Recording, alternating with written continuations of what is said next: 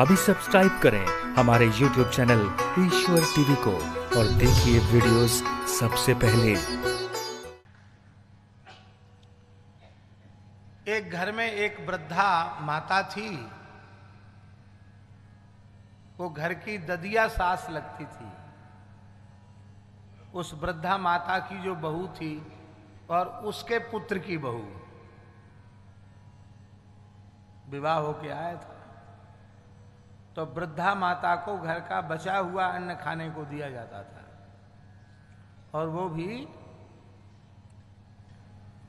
मिट्टी के बर्तनों में दिया जाता था। वो फूट जाते थे तो फूटे बर्तनों में भी उनको खिलाया जाता था।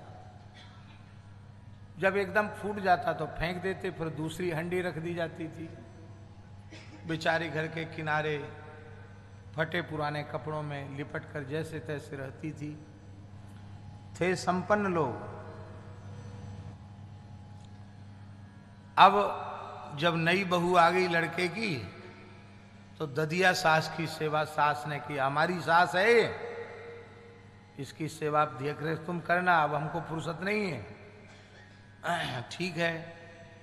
तो वो जो नई बहू आई थी अच्छे परिवार की थी, अच्छे संस्कार वाली थी। उसने पहले तो अपनी ददिया सास के जहां वो रहती थी उस कमरे की बढ़िया से सफाई कर दी, धुलाई कर दी। फटे पुराने चिथड़े कपड़े फेंक दिए, नई धोती पहना दी उसको। और अब भोजन तो वही मिलेगा जो घर में व्यवस्था है, तो देने लगी। लेकिन वो फूटे हुए जो वो मिट्टी के पात्र थे उनको फेंकती नहीं थी, एक कोने में इकट्ठा करने लगी। तो सास ने बहू को, जहां महीना भर के बर्तन इकट्ठे थे, हे कितनी गंदगी यहां मचा रखी है, फैला रखी है, इतने बर्तन क्यों इकट्ठे कर रखे हैं? तो उस बहू ने हाथ जोड़कर विनम्रता से कहा कि अभी तो बर्तन सस्ते हैं, कुछ समय बाद महंगे हो जाएंगे। फिर इस घर में तो एक एक चीज का बहुत विचार करके खर्च किया जाता है, और आप भी फिर और बूढ़ी हो जाएंगी, तो फिर मैं नए नए बर्तन मिट्टी के खप्पर कहाँ से लाऊंगी? इसलिए आपकी वृद्धावस्था आने पर ये सारी व्यवस्था आपके लिए जुटाई जा रही है।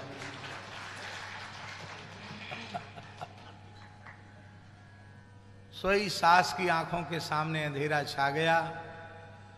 वो समझ गई कि हम जो अपनी सास के प्रति व्यवहार कर रही हैं, मैं जो अपनी सास के प्रति व्यवहार कर रही हूं, यही व्यवहार मेरी बहू पहले से पक्का किए बैठी है कि मैं भी अपनी सास के साथ ऐसा ही व्यवहार करूंगी। उसने अपनी भूल को स्वीकार किया और उस वृद्धा को बढ़िया उत्तम स्थान घर में रहने के लिए दिया। अब घर की देवता के समान उसकी घर में पूजा होने लगी। घर सुख और समृद्धि से भर गया।